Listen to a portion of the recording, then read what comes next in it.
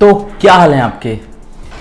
आपको याद होगा कुछ दिन पहले मैंने आपको एक वीवो के स्मार्टफोन के बारे में बताया था जिसका नाम था Vivo 20SE।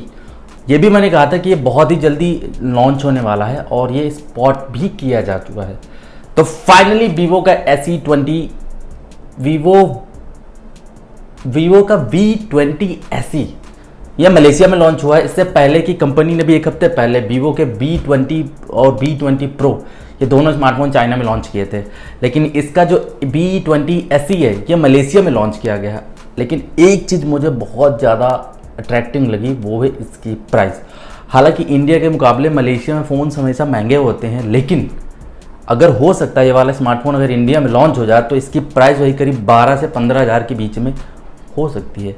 पीछे का डिज़ाइन मुझे ओप्पो के A53 से मिलता जुलता लगा, लेकिन डिज़ाइन तो सेम है। अब जब BBK इलेक्ट्रॉनिक से सब चीज़ें निकल के आती है तो डिज़ाइन तो सब होगा। एक सिंगल स्टोरेज ऑप्शंस के साथ लॉन्च किया गया, इसमें 8GB रैम एंड 128GB की प्राइस जिसकी रखी है मलेशिया में 21,000 के आसपास रखी है। लेकिन जो फीचर्स हैं वो थोड़े बहुत ऊपर नीचे हैं, और जो चीज़ें होती हैं मतलब क्या है कि वीवो ओप्पो के फ़ोन में हमेशा जो कॉस्टली होते हैं वो फोकस केवल कैमरे में और सेगमेंट में होता है। बाकी इनका जो प्रोसेसर होता है वो हमेशा एंट्री लेवल का स्मार्टफोन के प्रोसेसर को यूज़ करते हैं, तो बस वही चीज़ होती है यहाँ पे भी है। 6.4 इंच की एक फुल HD प्लस एमोलेड का पैनल दिया हुआ है। क्वालकॉम स्नैपड्रैगन 665 का प्रोसेसर है। एक चीज़ मुझे बहुत ज़्यादा पसंद आती है ओप्पो वीवो वालों की, ये ना डिस्प्ले पे ज़्यादा फोकस करते हैं, डिस्प्ले और कैमरा।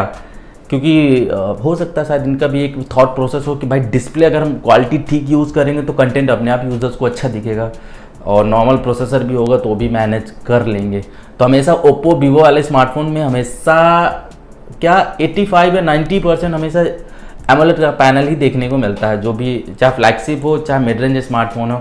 बहुत रेयर केस में इनके स्मार्टफोनों में हमें LCD का पैनल देखने को मिलता है। तो इस वाले फ़ोन में एमोलेड पैनल है। क्वालकॉम स्नैपड्रैगन 665 वाला प्रोसेसर जो 2 साल 3 साल जो पुराना जो पहले आता था वही फिलहाल ये घसीटे जा रहे हैं। जैसे सैमसंग Exynos 9611 को भी साथ में यूज़ किया जा, मतलब Exynos की सीरीज बिल्कुल पैदा हो गई। अगर Exynos डालो गूगल में तो कम से कम 10 स्मार्टफोन आएंगे सैमसंग के। सेम वही हिसाब से कि ये स्नैपड्रैगन 665 डालो और वीवो फ़ोन डालो तो कम से कम 20-25 फ़ोन इसके भी चले आएंगे 665 में। तो ये चीज़ें, जबकि वीवो का एक फ़ोन आया था Vivo Z1X, मुझे अच्छी तरह से याद है, उसमें 7 सीरीज का प्रोसेसर दिया था। 712 प्राइस उसकी करीब 17-18 हज़ार के आसपास रखी। 2019 में लॉन्च हुआ था इसका अपग्रेड वर्जन Vivo Z1X करके कुछ ऐसे याद।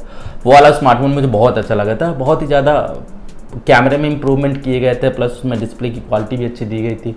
बहुत सारी चीज़ें भर के उसमें दी गई थी जिसकी वजह से फ़ोन मुझे बहुत ही ज़्यादा अच्छा लगा था। मतलब एक प्रीमियम फील देता है, ग्लास बैग भी मिलता था उसमें, तो वो हिसाब।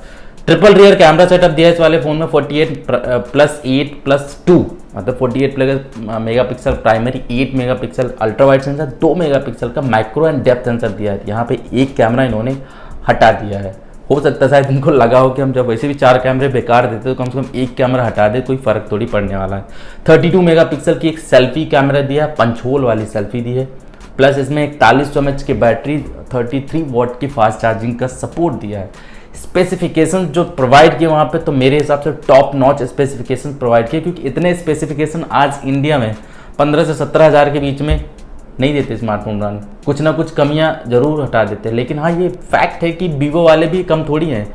वो भी कॉस्ट कटिंग के चक्कर में स्नैपड्रैगन का पुराना प्रोसेसर चिपका देते हैं और सामने फोकस कर देते हैं भैया बेस्ट कैमरा फ़ोन। तो यही चीज़ इनकी मुझे बहुत ज़्यादा बेकार लगती है। मेरा सीधा सीधा एक सिद्धांत होता है कि आप अगर दो लेकिन कम दो, लेकिन परफेक्ट दो, ताकि सामने वाले को लगे कि हाँ ठीक यार कि मैंने एक अच्छा फ़ोन खरीदा है।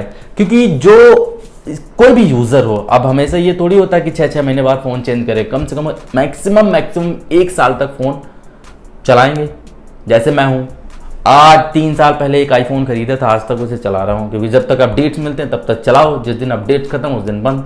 मैं भी प्लान कर रहा हूँ कि अब थोड़ा ये लॉकडाउन की चीज़ें से बाहर निकल के आए हैं, थोड़ा बहुत फाइनेंस की स्टेबिलिटी थोड़ा मजबूत हुई, तो प्लान कर रहा हूँ कि अब आने वाली दिवाली का जो टाइम है उस तक मैं 2-3-4 फ़ोन्स खरीद के आपको उनको टेस्ट कर दूंगा। लेटेस्ट फ़ोन खरीदूंगा, उनको टेस्ट करूंगा।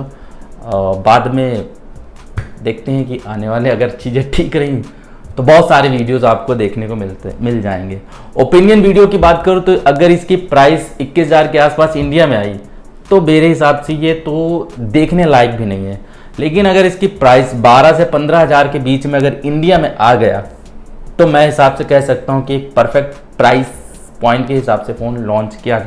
हालांकि इसका प्रोसेसर के हिसाब से तो मुझे बिल्कुल भी डिनाई करने का, बिल्कुल भी लेने का मन नहीं कर रहा है कि मैं आपको बोलूं कि आप ले सकते हो।